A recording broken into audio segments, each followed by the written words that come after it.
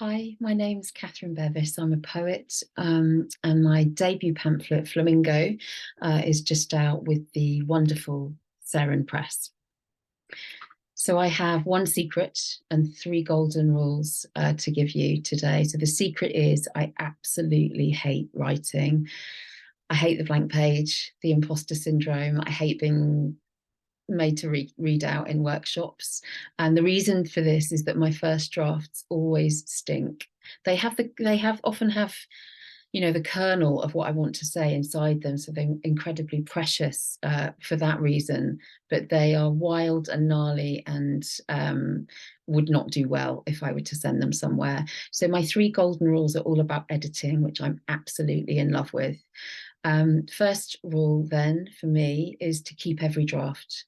And the way I do that is when I type up my poem first from my notebook onto my laptop, I save it as it is, the first draft.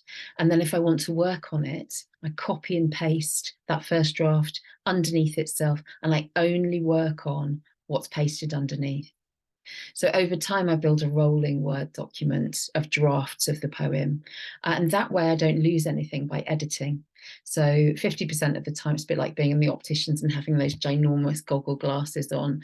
50% of the time you'll make an edit, where they say better or worse in the opticians. Half the time it's going to be better, half the time it's going to be worse. And you might only realize that by coming back to the poem next time and realizing, oh, I've lost something there. Then you can track up the document and find out what it was you lost. The second, and perhaps the most important golden rule for me for editing, is to try and have the discipline to go in and only edit for one thing at a time. That might be line and stanza endings. It might be verbs. You can make a massive difference to a poem just by switching up the verbs, making them more specific, making them more plain if the poem demands that.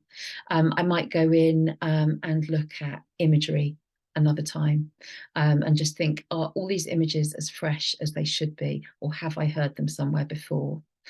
And then my third golden rule for you poets out there, when you're editing, I would say try to edit aloud.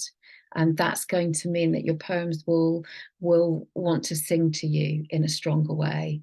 And similarly, lines will become more musical that way as well. If you're constantly reading out your own work as you edit it, you'll find that the poem can't help but become more musical, and you'll spot where the duff notes are in any particular line.